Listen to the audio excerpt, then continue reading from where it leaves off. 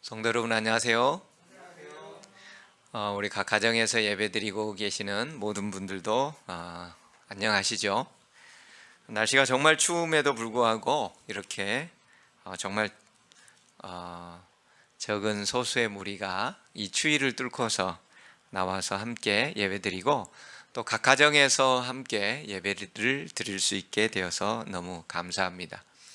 오늘 우리 반주되는 우리 이혜경 집사님이 차가 갑자기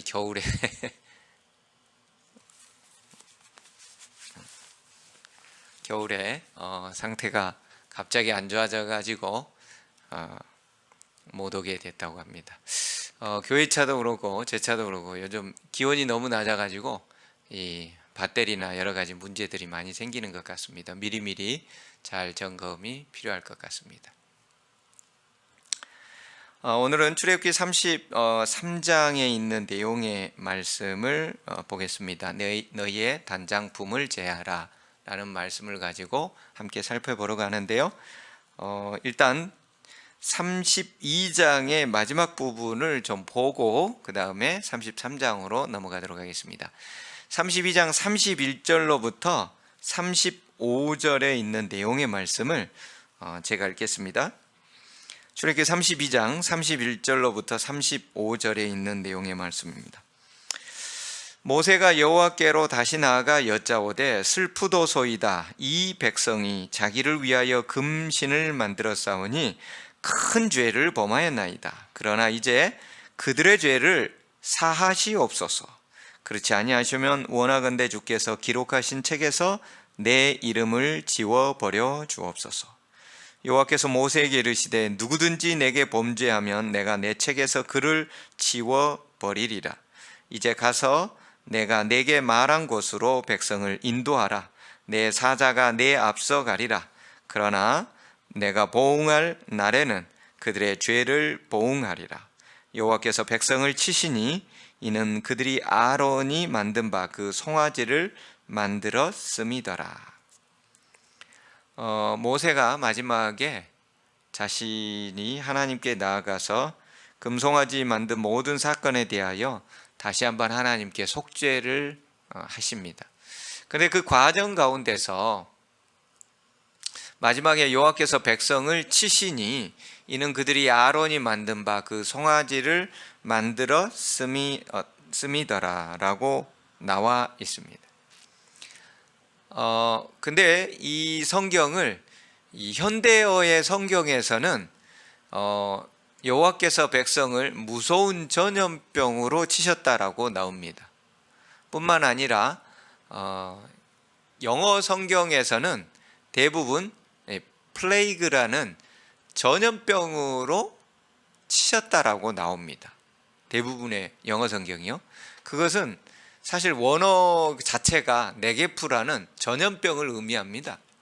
그래서 레위 자손에 의하여 3,000명이 끝까지 회개하지 않았을 때 3,000명이 죽임을 당했고 그 이후로 또한 하나님께서는 전염병이 그곳에서 일어난 것을 이제 묵인하신 것이죠. 그래서 그 당시에 3,000명뿐만 아니라 전염병으로 많은 사람이 죽었다는 것을 성경에서 나타내주고 있고, 실제로 부조와 선지자에서도 3,000명이 죽은 이후에 그곳에 무서운 전염병이 돌게 되어 많은 사람이 목숨을 잃었다고 기록해 놓고 있습니다. 근데 우리가 이제 보면은 정말 하나님께서는 누구든지 여호와께 금송아지를 통하여 범죄하지 않은 자는 모세의 오른편에, 그리고 범죄를 했지만 모든 회개한 자는 모세의 왼편에 서게 했잖아요. 그리고 나서 끝까지 자신들이 잘못했던 것들을 고집스럽게 그 반역에 대하여 회개하지도 반성하지도 주님께 나오지도 않았던 그 무리들이 결국은 레위 자손에 의하여 3,000명이 죽임을 당했다라고 제가 말씀드렸습니다. 그럼에도 불구하고 그 이후에 어떻게 하나님께서는 무서운 전염병으로 치셨을까? 우리 이 부분에 대해서 이제 조금 생각해 볼 필요가 있어요. 성경에 이런 부분이 나오면 야, 하나님께서 또 무서운 전염병으로 치셨네. 물론 성경의 모든 부분은 다 여호와께서 이런 모든 일을 하신 것으로 되어 있습니다.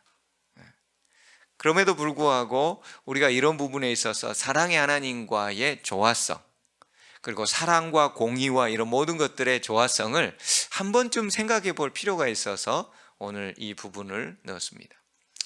출애굽기 15장 26절에서는 하나님께서 뭐라고 말씀하시냐면 이르시되 너희가 너희 하나님 나 여호와의 말을 들어 순종하고 내가 보기에 의를 행하고 내 계명에 귀를 기울이고 내 모든 규례를 지키면 내가 애굽 사람에게 내린 모든 질병 중 하나도 너희에게 내리지 아니하리니 나는 너희를 치료하는 여호와임이라 라고 말씀해 주셨어요. 애굽에 내렸던 그 질병들이 뭐냐면 전염병도 그 중에 큰 질병 가운데 하나잖아요. 온역으로 하나님께서 치셨으니까 어쨌든 이런 하나님께서는 나는 치료하는 여호와로서 너희가 내 말에 순종하고 의를 행하고 내 계명에 귀를 기울이고 내 모든 규례를 잘 지키면은 모든 질병이 너희에게 내리지 아니하고 다 피해가고 내가 너희를 치료하는 여호와가 되겠다고 약속해 주셨습니다. 그렇다면 여기서 우리가 두 가지 것을 생각해 볼 필요가 있어요. 첫째는 분명히 죄를 지었어요. 회개하면 모든 것들이 다 완벽하게 회복되고 다 끝일까요? 하나님께서 먹지 말라고 한 건강에 안 좋은 담배라든지 또 술이라든지 이런 걸 먹지 말라고 끊임없이 강조하고 얘기를 다 했어요. 근데도 그게 안 지켜져요. 회개했어. 교회 와서 회개했어요. 그러면 이제 끝인가요? 왜 끝이 아닐까요? 네. 회개한 거에 대하여 하나님은 분명히 용서를 하십니다. 100번 먹고 100번 와서 회개하고 하나님께 용서를 구하면 다 용서를 해 주십니다. 근데 뭐가 남아 있어요? 죄를 지은 것에 대한 결과가 남아 있어요. 우리가 회개한다고 해서 그 모든 우리가 일부러 지었던 죄에 관련된 결과까지도 면제가 되는 것은 결코 아니라는 거예요. 우리 하나님께 나와서 용서를 구했으면 아니 다 용서해 주세요. 물론 다 용서를 받습니다. 하지만 죄의 결과로부터 우리가 용서를 받는 책임을 다 면제받는 것은 아닙니다. 그렇기 때문에 이스라엘 백성들이 큰 죄를 지었죠. 그 죄를 지었음에도 불구하고 모세를 통하여 중보기도가 이루어지고 모세가 자신의 이름을 생명책에서 지울지언정 그 모든 이스라엘 백성들을 제발 버리지 말라고 했을 때 하나님께서는 그 모든 모세의 기도를 들어주십니다.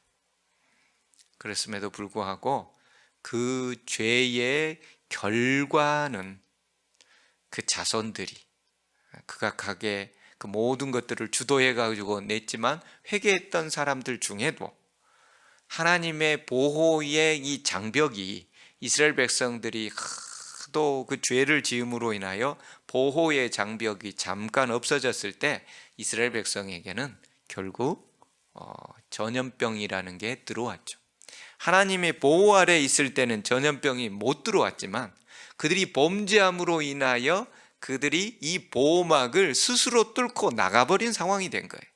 그랬을 때 전염병이 들어오게 되었고 그로 말미암아서 이스라엘 백성들이 많이 죽게 되었던 거죠. 근데 이것을 성경에서는 모든 것이 주어가 여호와 하나님으로 돼 있어서 마치 그 모든 것들을 일부러 하나님이 너 잘못했으니까 전염병 하나 먹어야지 라고 주신 것은 아니시라는 것이죠. 하나님의 보호의 장벽을 그들 스스로가 해치고 뚫고 나가버렸을 때는, 한마디로 말해서 대한민국의 38 휴전선과 그 다음에 대한민국의 그 영공의 또 영해의 또 영토의 보호 아래 군인과 경찰들이 지켜주고 있는 이 영역을 스스로 뚫고서 저 북한이나 중국으로 아무런 요건도 아무런 법적 절차도 없이 뛰쳐나가버리면 어떻게 되는 거예요? 대한민국 군인이나 경찰이 대한민국 법이 지켜줄 수 있어요, 없어요? 불가능하게 되죠. 그랬을 때 그것에 대한 모든 것들은 비록 그가 용서를 받았다 할지라도 그 죄에 대한 결과를 본인들이 받게 되는 그러한 영국을 마치 여호와께서 다 내리신 것처럼 해놓았더라 이겁니다. 어쨌든 그렇기 때문에 우리가 뭐 좀 잘못하고 나중에 회개하면 되지, 하나님 다 용서해 주시는데, 맞아요, 다 용서해 주셔요. 하지만 그 죄의 결과는 우리나 우리의 자손들이 받게 돼 있는 거예요. 시험 공부 기말고사를 앞두고 지금 한참 우리 집 애들도 열심히 공부하고 있습니다. 근데 한 달 전부터 잘 준비해온 사람과 준비 하나도 안 하고 있다가 당일날 되어가지고 하나님 제가 잘못했습니다, 제가 시간을 잘못 썼습니다, 제발 용서하고 제가 회개하오니 주여 용서해 주십시오. 하나님 용서해 주셔요? 용서해 주십니다. 그렇다고 공부 안 한 그 아이가 시험에 100점 맞을 수 있어요? 없죠. 똑같은 위치라는 거예요. 공부 안 한 아이에게 100점을 줄 수가 없어요. 그렇기 때문에 우리가 하나님께서는 당신의 율법과 당신의 말씀을 지켜 순종하라는 것은 우리를 살려주기 위한 것이지, 우리를 건강하게 우리의 삶을 아름답게 살려주시기 위한 거지, 그걸 통하여 하나님께서 대접받으려고 하신 것이 아니라는 거예요. 그러니 우리가 지금 이러한 사건들을 보면서 우리의 삶에서 어떻게 살아나가야 될지 하나씩 하나씩 점검하는 것이 필요하더라 이겁니다.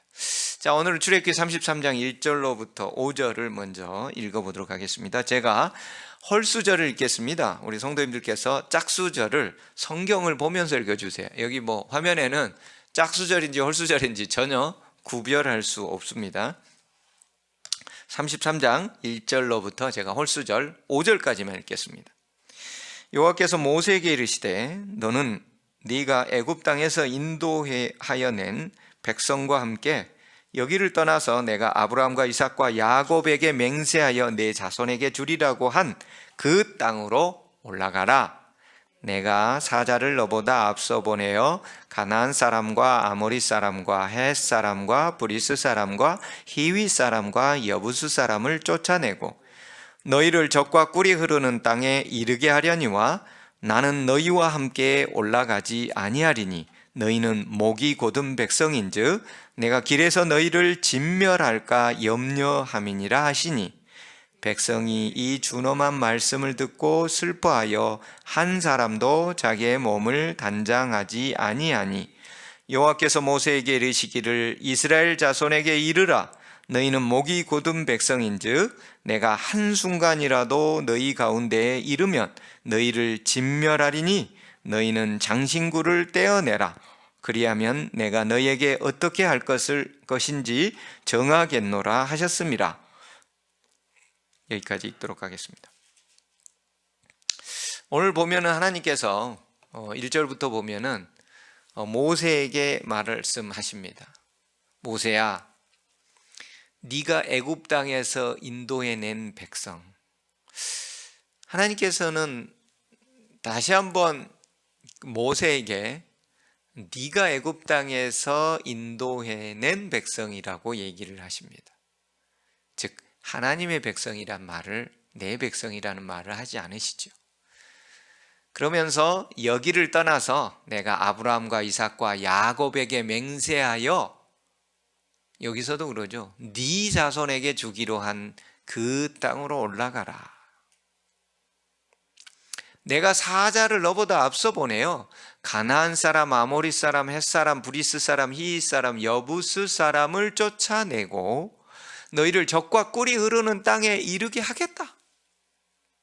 그런데 나는 너희와 함께 올라가지 아니하겠다.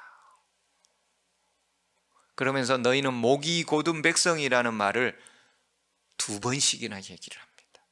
물론 32장에서도 목이 곧은 백성이라는 표현이 여러 차례 등장합니다. 그래서 금송아지 사건을 통하여 너희는, 이스라엘 백성은 목이 곧은 백성이라는 말이 참으로 여러 번 나옵니다. 이 목이 곧은 백성이라는 말은 원래 짐승, 특별히 양이나 염소를 모을 때, 목자가 모을 때에 특별히 염소 같은 경우 참 고집이 대단합니다. 저희 아버지가 흑염소를 약 20여 마리 이상을 키우셨어요. 그래서 제가 방학이면 언제나 내려가서, 이제 봄, 여름, 가을로는 염소를 밖에다가 내서 키울 수가 없습니다. 다 작물들이 있기 때문에. 하지만 11월 초가 되면은 이제 밭에 있는 모든 작물들이 대부분 다 수확을 거두고 나면은 그 밭에서 조그맣게 이렇게 푸른 풀들이 올라오는데, 논에서 올라오는 그 풀들을 염소들이 정말 잘 먹습니다. 싱싱하지요. 또 건강하지요. 또 논에 7월 정도, 6월이나 7월 정도까지는 농약을 하지만은 그 이후로는 사실 농약을 할 게 없습니다. 벼가 어느 정도 자라고 나면은 잡초들도 자라지 않고 건강해지기 때문에 웬만해서는 약을 거의 하지 않아요. 그러니까 11월 달에 나는 새파란 이만한 그 풀들이 너무너무 싱싱한 거예요. 그런 염소들을 쫙 풀어놓고 이렇게 어미들 몇 마리만 이렇게 고정을 시켜 놓으면은 웬만하면 그곳을 크게 벗어나진 않습니다. 그런데 저녁이 되면은 얘네들이 이제 집으로 복귀하려는 그런 대부분의 성향을 가지고 있어요. 그래서 제가 이제 부모님은 이제 들에서 일하다가 오시거나 또 뭐 이렇게 하니까 방학 때 모처럼 내려갔던 제가 그 염소를 이제 데리고 오는 경우가 많이 있습니다. 그런데요, 단 한 번도 집으로 올 때 조용히 우리까지 들어가 본 적이 없었던 것 같아요. 희한하니 그 염소를 몰고 가다 보면 이 염소의 이제 애미들에게는 수컷이나 특별히 수컷들이 드십니다.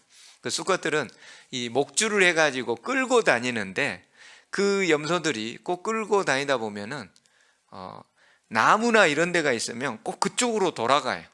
그러다 보면 이 긴 줄이 거기에 걸려요.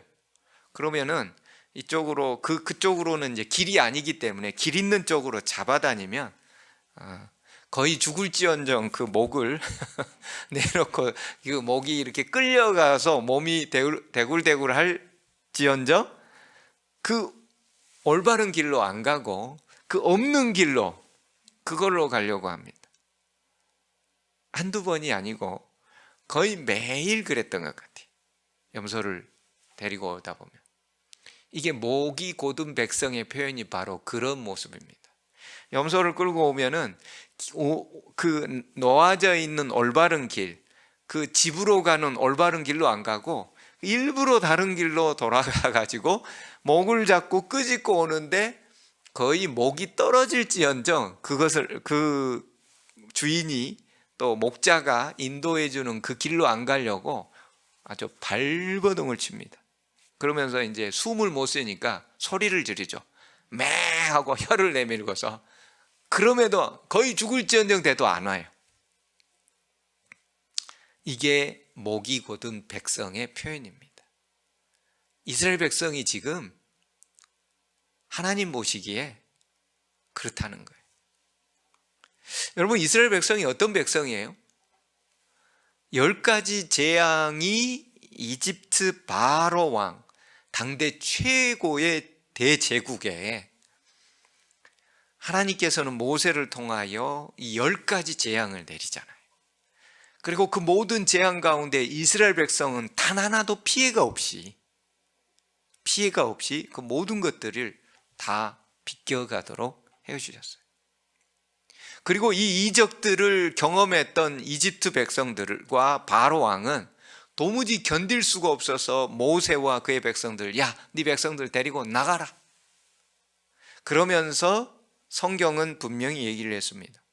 하나님께서 이스라엘 백성들이 그 이집트 사람들에게 각종 금이나 이런 것들을 요구할 때 그들이 다 내놓게 될 것이라고.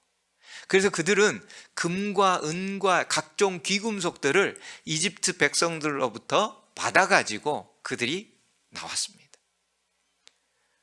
그들은 전쟁 한 번 하지 않고 총 한 번 쓰지 않고 칼 한 번 쓰지 않고 이 10가지 제형만 보더라도 어마어마한 일이었고, 이런 일들만 이웃에 있는 가나안에 있는 여리고성에 있던 사람들이 그것을 듣고서 넓적다리가 떨렸다고 라합은 나중에 증언을 해 주었습니다.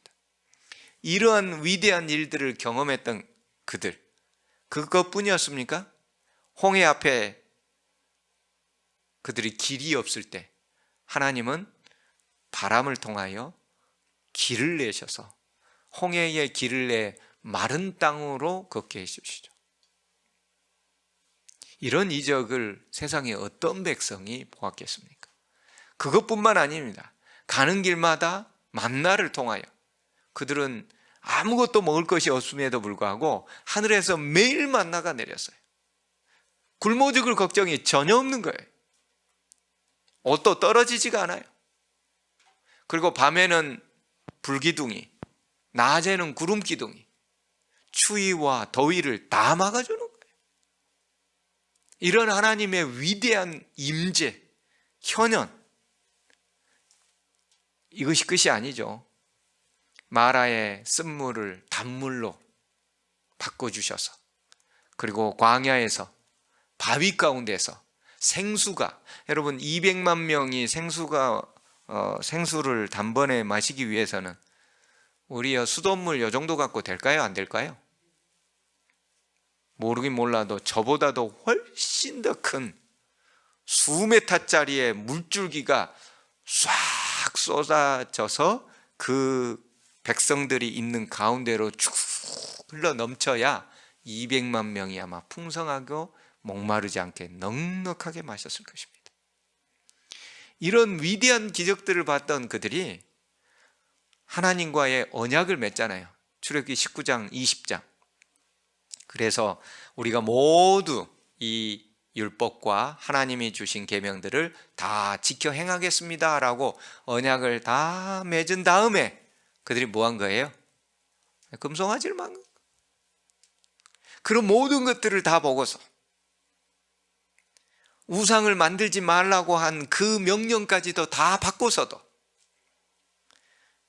그들은 금송아지를 만들어 놓고 이스라엘아, 이는 너희를 애굽 땅에서 인도해낸 너희 신이다 라고 하면서 밤새워 그들은 향락과 또 춤과 그리고 방자한, 아주 성적으로 옛날에 있었던 그 부도덕한 일들이 그곳에서 아주 방자하게 문란하게 진행되는 모습. 그래서 모세는 그 하나님께로 받았던 그 돌비를 가져다가 던져버렸고, 그 돌비는 깨져버림으로써 하나님과의 언약 관계가 깨져버렸습니다. 하나님께서는 모세를 통하여 그 모든 이스라엘 백성들 용서는 해줬지만 도무지 이 백성들이 너무나도 목이 곧고 방법이 없는 거예요. 이렇게 또 가다가는 하나님께서 뭐라고 그러셨어요? 가는 노중에, 가는 길 가운데 내가 그들을 멸망시킬까 두렵다. 그러니 너 모세야, 네 자손들 데리고 너는 아브라함과 이삭과 야곱에게 맹세하여 주겠다고 한 그 땅으로 올라가라. 내가 내 사자를 너보다 먼저 보내가지고 가나안, 아모리, 헷, 브리스, 히위, 여부스 사람들 다 두렵고 떨게 해가지고 다 도망가게 하고 거기에 너희들이 살도록 해주겠다. 그런데 나는 너희와 함께 올라가지 아니하겠다.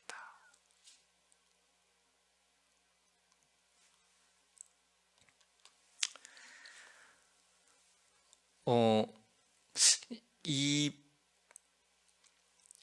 하나님께서는 이스라엘 백성들이 정말로 뭘 원하는지 지금 선택하라고 하는 것입니다. 하나님 나를 선택할 것인지, 아니면은 내가 주겠다고 하는 그 땅, 부동산이나, 아니면은 무슨 자녀들의 좋은 대학이나, 아니면 무슨 좋은 직장이나, 아니면 흔히 얘기하는 어떤 성공, 인기나 성공, 이런 것들을 원하는지, 아니면 하나님 나 자체를 원하는지.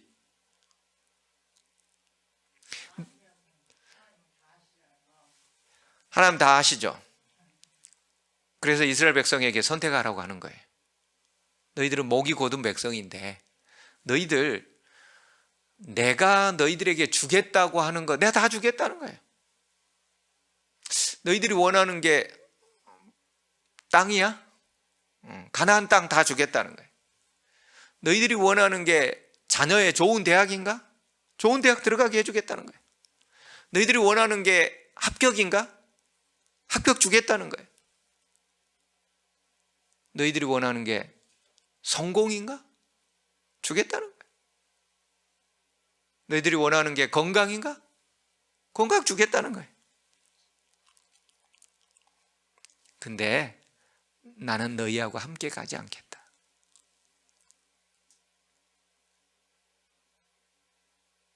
여러분들 생각에는 어떻습니까?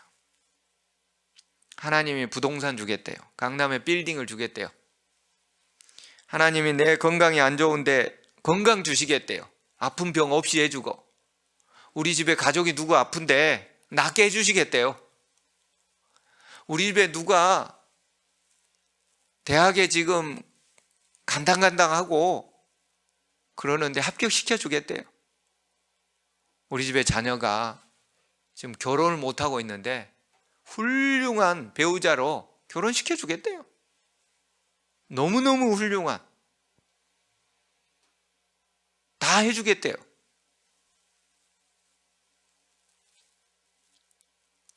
근데 하나님이 말씀하셔요. 난 너희와 함께 하지는 않겠다.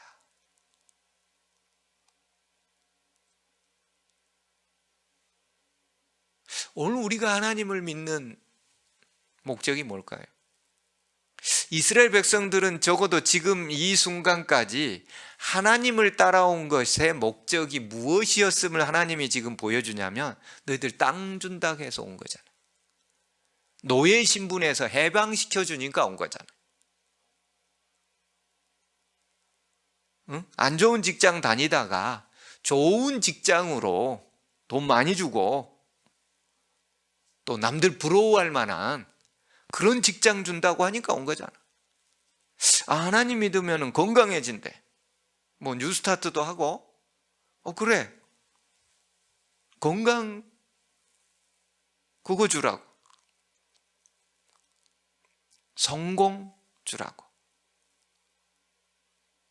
인생 살다 보니까 복잡한 게 제일 싫어. 뭐 돈보다도 평안을 주라고.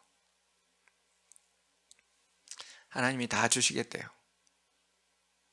그런데 하나님이 너와는 함께하지 않겠다고.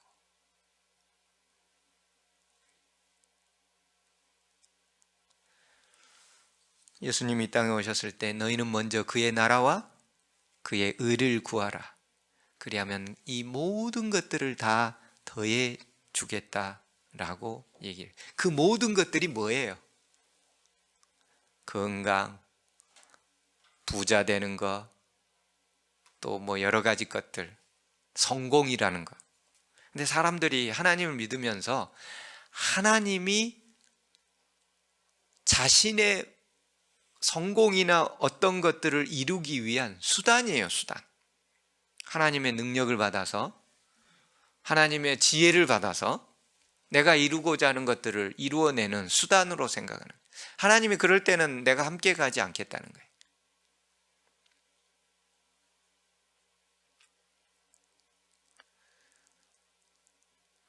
이 인류에게 내려진 말 가운데 이보다 더 슬픈 말이 있을까요?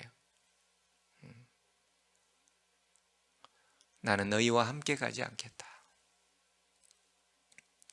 왜냐하면 너희는 모두 목이 곧은 백성인즉 내가 길에서 너희를 진멸할까. 하나님이 정말 참고 또 참고 또 이해하고 또 용서해주고 하는데 가능성이 없을 때는, 보호의 장벽이 벗겨졌을 때 각종 전염병이나 불뱀이 와서 그들을 치게 되는 것이지요.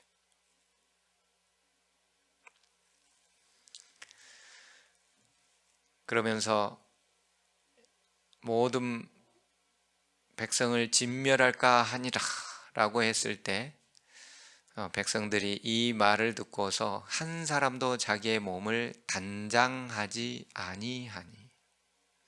그리고 하나님께서 이 얘기하시는 게 그거예요. 너희는 장신구를 떼어내라. 이게 개역 한글판에는 너희는 단장품을 제하라 라고 되어 있습니다. 그렇다면 그 전까지는 이 이스라엘 백성들이 뭐 하고 있었다는 거예요? 단장하고 있었다는 거죠. 뭘로요?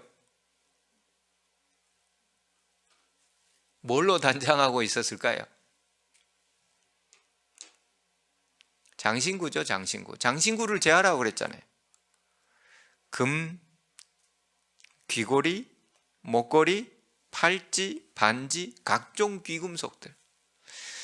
이스라엘 백성들이 열재앙을 통하여 나올 때에 애굽 백성들에게 우리가 그동안 일했던 품삯들을 내놓으라고 했을 때 그들은 두려워 떨면서 너무나도 두려웠기 때문에 이 말을 들어주지 않으면 또 다른 11번째 어떤 재앙이 올 것 같은 두려움 속에서 그들은 집에 있는 모든 것, 목숨만 살려준다면, 그러잖아요.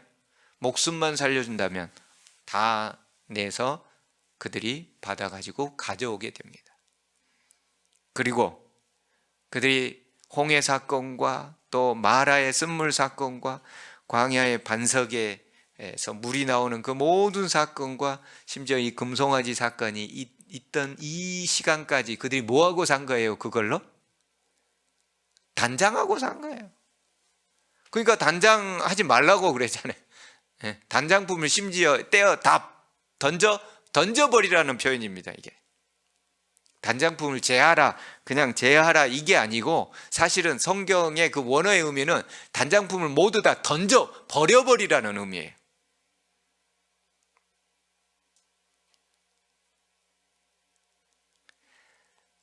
노예 생활을 살던 그들이 해방되어 가지고 많은 금, 은, 귀, 목걸이 이런 것들이 왔을 때 그들이 뭘 해보고 싶었던 거예요?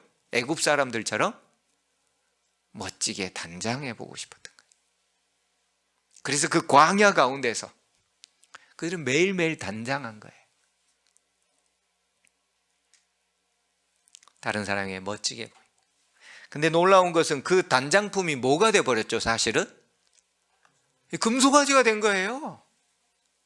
그 단장품을 그들이 금, 은, 팔찌를 다 가지고 내왔을 때 그게 바로 금송아지로 바뀌어져 버린 거예요. 그러니까 이걸 하는 것 자체가 죄는 아니었지만 그것으로 말미암아 금송아지를 만들고 금송아지에게 예배드리는 사건의 징검다리 역할을 하게 된 것이었죠. 그래서 하나님께서는 단장품을 다 던져버리라고 얘기를 한 것입니다. 우상으로 연결되는 도구가 되었던 것입니다. 그래서 이스라엘 백성들이 한 명도 빠짐없이 단장을 하지 않고 이 단장품을 이때 모두 다 버리게 됩니다. 단장품을 제하는 사건이 창세기에도 한번 나오지요. 네. 세겜에서 디나의 강간 사건을 당한 이후에 야곱이 그의 자녀들을 데리고 두려워 떨고 있을 때, 왜냐하면 시므온과 레위가 칼부름으로 그 세겜 족속들을, 하몰의 족속들을 다 죽여버리잖아요, 남자들은. 그랬을 때에 두려워 떨죠, 야곱이. 왜냐하면 살인은 뭘 또 불러와요? 살인을 불러오니까. 우리 자식들이 저 족속을 죽였으면 이웃의 족속들이 얼마나 많아요. 그들은 가나안에 네피림도 있는 거대한 부족들도 있고 그러는데 두려워 떨었어요. 그때 하나님께서 베델로 올라오라 라고 얘기를 합니다. 그때 야곱이 그 모든 자식들, 부인들에게 전부 다 얘기합니다. 너희들의 장신구들, 단장품들을 다 가지고 와라. 그래서 그가 그 모든 단장품들을 땅속에다 다 묻어버립니다. 그리고 사실 옛날에 그 단장품들은 귀걸이나 목걸이나 팔찌나 이런 모든 것들은 그 안에 전부 다 그 우상들이 사실은 새겨져 있는 것들이 대부분이었습니다. 그래서 그것을 하고 있다는 것은 그 우상에 대한 어떤 열망들, 마치 어떤 묵주라든지 이런 것들을 돌리면서 어떤 그 신에게 기도하듯이 이렇게 달고 이렇게 있는 것들이 자기가 섬기는 그 신에게 기도하기 위한 방편들이었어요. 그렇기 때문에 이 모든 것들을 제하라고 얘기를 하고 있는 것이었죠. 그래서 창세기에서도 야곱이 이제 드디어 베델로 나중에 회개하면서 온 가족이 올라가게 될 때에 그들이 장신구를 전부 다 버리고 그리고 올라가게 되지요. 거기에서 다시 하나님을 만나게 됩니다. 장신구를 버리라고 했을 때 이스라엘 자손이 호렙산에서 그들의 모든 장신구를 떼어 버리게 됩니다. 그들이 다 버리게 돼. 그들의 표현은 그거였죠. 하나님, 우리가 이 모든 우상이 될 만한 것들, 우상으로 연결되는 고리들을 다 끊고 오직 하나님만 섬기기를 원합니다. 하나님이 함께 가지 않은 가나안은 어떤 모습이었을까요?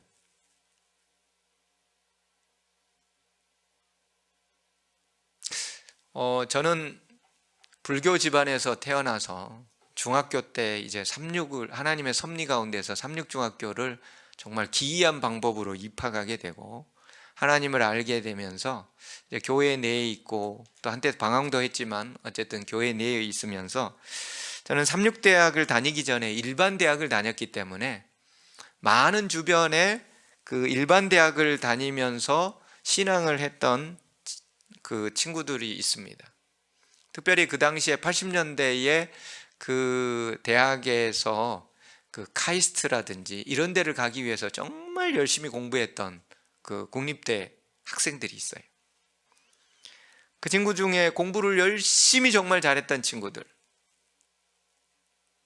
교회 다니면서 그래서 본인들이 원하는 박사학위도 받고 그리고 여러 사람들이 부러워할 만한 그 위치에 다 갔습니다. 근데 교회를 나오지 않고 보이지 않아요. 그들이 원하는 것, 명예, 부, 좋은 배우자, 좋은 가문과의 결혼 다 이루었지만 교회에서는 안 보여요. 뭐예요? 하나님이 주시겠다는 그 땅에는 갔어요. 근데 하나님을 떼어놓고 간 거예요. 하나님은 수단이었죠. 자신의 성공을 이루기 위한. 그게 얼마나 좋았을까요? 그게 진정 삶의 기쁨일까요? 여러분들은 하나님께서 너희들이 원하는 거 다 주겠다, 그러나 나는 너희와 함께 가지 않겠다 라고 얘기한다면 여러분들은 어떤 반응을 보이시겠습니까? 정말 다른 것 안 줘도 좋으니 하나님이 내 인생에 꼭 함께 해 주시기를 원하십니까? 장신구를 떼어내십시오. 장신구를 버리십시오. 방해가 되는 장신구들을 버리세요. 하나님 만나기에 장애가 되는 장신구들을 다 버리세요. 제가 그 선한 목자교회의 유기성 목사님, 제가 설교 가운데 한두 번 인용한 것 같은데, 이분의 책을 읽으면서 참 재미있는 부분을 읽었는데, 이 사람이 이제 그 신학대학을 가면서 그때 당시에는 그 공부 못한 학생들이 신학대학을 갔다는 거예요. 그러니까 야, 너 신학대학 가니까 너 공부 못해서 갔지, 이 말 듣는 게 제일 싫은 거예요. 그래서 정말 공부를 열심히 했대요. 그래서 거의 막 탑이었대요. 입학부터 졸업 때까지 자기는 공부 못해서 갔다는 그 소리가 너무 싫었기 때문에. 그래서 공부를 잘했기 때문에 이제 목회를 나중에 나와서도 이제 공부를 늘 했던 사람이기 때문에 뭘 더 하고 싶어요? 더 하고 싶죠. 그래서 이제 목회를 하던 중에 이제 대학원을 가서 이제 공부를 하면서, 하나님, 제가 목회도 소홀히 하지 않고 대학원 모든 것들도 잘 끝내서 2년 만에 무사히 잘 마칠 수 있도록 도와주세요 라고 처음부터 계속 기도하고 그렇게 열심히 해왔는데, 두 개를 다 하는 데 있어서 아무래도 무리지요. 무리예요. 특별히 마지막 논문 학기 한 학기가 되었을 때는 이 논문을 이번 학기에 제대로 끝내놔야 이제 다음에 목회 생활이나 이런 모든 것들 다 되는데, 그리고 알다시피 이제 그 학위를 받게 되면 이제 우리 교단처럼 발령 체계가 아니기 때문에, 청빙제이기 때문에 업그레이드를 하면은 좀 더 좋은 교회, 좀 더 큰 교회에서 잘할 수 있잖아요. 그런 모든 여러 가지 것들이 복합적으로 돼 있는 거예요. 거기다가 자신은 공부를 더 할 수 있는 그런 어떤 능력, 역량, 또 하고자 하는 욕구 다 있는 거예요. 그래서 그렇게 열심히 해가지고 이제 다 준비돼가지고 마지막에 논문을 다 쓰고 있는데, 갑자기 기도를 한참 하고 있다가 하나님, 이거 둘 다 잘할 수 있게 해주세요 라고 하는데, 갑자기 자기 마음속에 내면에서 하나님 음성 같은 소리가 들리는 거예요. 얘야, 너 이 논문, 이 학위 나한테 줄 수 있느냐? 라고 내면의 소리가 하나님의 음성으로 들리는 거예요. 하나님, 그게 무슨 말이세요? 그거 나한테 줄 수 있냐고. 예? 너 학위 없이 그냥 그렇게 살 수 있냐고. 그래서 그 책에다 그렇게 썼어요. 하나님, 학위를 달라니요. 내가 기도한 것은 목회도 잘하고 학위도 열심히 잘해가지고, 보세요, 다른 사람들 다 막 학위, 박사학위까지 받아가지고 내노라하게 목회를 잘하고 있는데, 하나님, 저도 그렇게 하고 싶어요. 저 그럴 능력도 하나님 주셨잖아요. 근데 이거 달라니요. 제가 이렇게 기도한 거 아니잖아요. 왜 제 기도에 응답 안 해주시고 엉뚱한 소리로 제게 하세요? 라고 하면서 하나님께 따졌다는 거예요. 그러면서 근데 논문을 더 이상 거의 다 썼는데, 이제 마무리, 이제 그 마지막 초록, 논문 초록 마지막만 남겨놓고, 교수님도 거의 다 됐다고, 요것만 하면 다 끝이라고 그러면서 이제 금요일까지 가져오라고 다 했는데, 그 일주일 동안 잠이 안 오고 괴로워가지고,